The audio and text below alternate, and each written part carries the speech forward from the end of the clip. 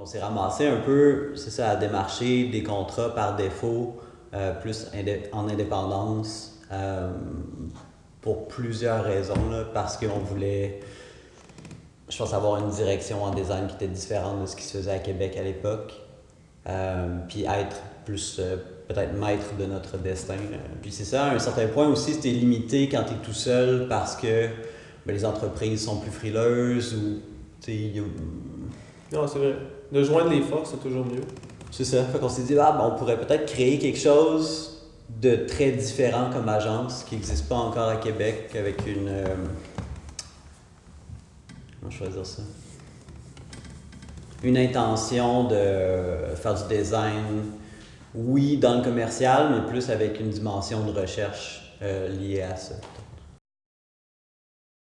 Les deux, dans notre jeunesse, on était très sensibles comme au visuel. Soit par le skate ou la musique, c'est comme il y a du design qui est rattaché à ça tout le temps. Puis quand tu consommes puis tu achètes telle ou telle chose, que ce soit des vêtements ou d'autres choses, tu consommes par le design, tu te rends compte comme, ok, oui, je suis sensible à certains trucs. Puis là, quand tu découvres, moi j'ai découvert sur le tard qu'il y avait des gens qui étaient payés pour faire ça. Je me suis dit, ok, c'est clair que c'est ça que je veux faire. Je veux mettre des images sur des émotions ou des trucs que j'ai développé une sensibilité pour. Dans mon adolescence, j'ai toujours eu des cours de musique. Puis, c'était pas mal tout le temps moi qui s'occupais de faire la pochette, d'aller chez le petit photocopieur en haut, la petite photocopie de région, puis de faire l'imposition de la pochette, de la cassette pour que ça rentre, puis après ça, tu sais, de travailler ça. Puis, c'est ça, de fil en aiguille, ben là, c'est venu au CD, mais rendu au CD, j'étais déjà aux études pour faire ça.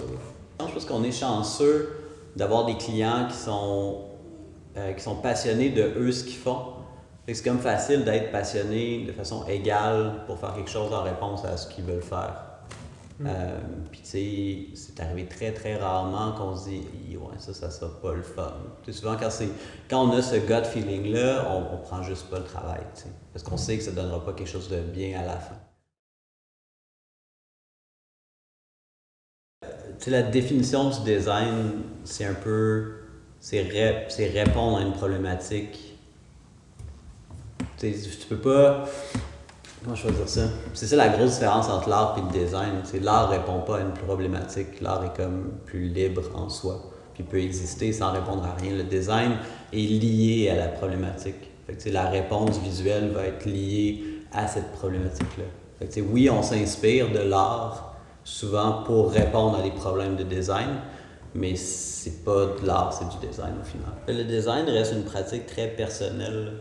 T'sais, oui, il y a du travail d'équipe qui se fait, mais la réponse que tu vas donner à ce problème-là, elle vient beaucoup de toi, de tes expériences, de tes référents, de ton ouverture sur le monde. Puis ça, ben, ça s'apprend pas académiquement, je pense. Ça va beaucoup avec la façon de travailler. Vu que je pense qu'on a une approche qui est plus conceptuelle ou qu'il y a une recherche qui est faite en fonction de solutionner une problématique X, ben peut-être qu'il va y avoir des éléments de tendance qui vont se retrouver là, mais ça ne sera pas comme on a un festival de musique, on va aller voir ce que les autres festivals de musique ont fait, puis on va juste calquer. C'est pas comme ça qu'on travaille. Fait qu'à ce niveau-là, je pense que ça nous protège un peu. Je pense qu'il faut être vigilant pour pas tomber dans des réflexes, parce que veut pas, on consomme du design aussi, puis on peut être influencé indirectement ou inconsciemment. Mais je pense que le danger, c'est de consommer que du design aussi, puis là, finalement, juste refaire ce que tu vois, tu sais. Puis ça, c'est dangereux, je pense, au final. Puis la vitesse aussi de communication a joué beaucoup là-dedans, à ce que il y a beaucoup d'agences, il y a beaucoup de jobs qui sortent, mais en bout de ligne, on voit un petit peu de où ça vient, les référents, puis l'inspiration. C'est-à-dire que c'est normatisé. C'est comme un peu, ouais, c'est ça. C'est... C'était de. Encore une fois, c'était de créer un zine de skate pour mettre en lumière ou de parler de la scène locale ici, des gens qui sont bons, des amis, des connaissances, c'est ça, qui sont bons, mais que personne n'entend parler. Puis c'était pas non plus d'aller chercher tel nom, tel gros nom ailleurs. Non, c'est juste de documenter, dans le fond, la scène locale. Exactement. Ça a étendu vers Montréal par défaut un peu, mais on voulait vraiment être centré sur Québec, puis vraiment mettre en lumière les super bons skaters qu'on a ici, qui mériteraient d'avoir un reach plus gros au final.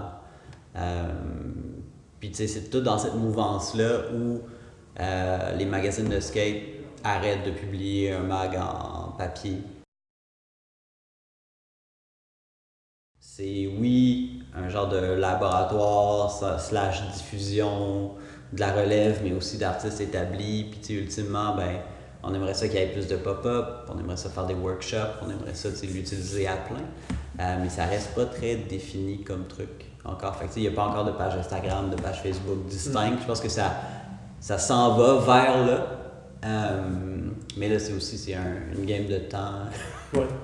à investir parce que juste diffuser, on s'est dit, tu sais, quand on a eu l'opportunité de prendre le local, ça fait presque en juillet. Ça va faire 2 ans en juillet. Ouais, ça va faire 2 ans en juillet. Quand même. On s'est dit, ok, cool, c'est sûr qu'on fait un espace d'expo, ça va de soi, tu sais. Il n'y a pas d'espace comme ça à Québec. Puis en même temps, c'est un beau prétexte pour diffuser ce qu'on aime en art visuel. On évalue, on rentre en contact avec lui, voir est-ce que ça marche dans la ligne de ce que nous on veut diffuser, premièrement. Puis deux, qu'est-ce qu'il y a de besoin aussi, parce que tu sais, on se cachera pas que on n'est pas subventionné, on essaie de juste faire voir du bon stock au final, fait qu'on demande beaucoup d'indépendance au niveau de l'artiste aussi, t'sais. Mais on est tout le temps prêt à donner un coup de main aussi pour l'install ou quoi que ce soit là.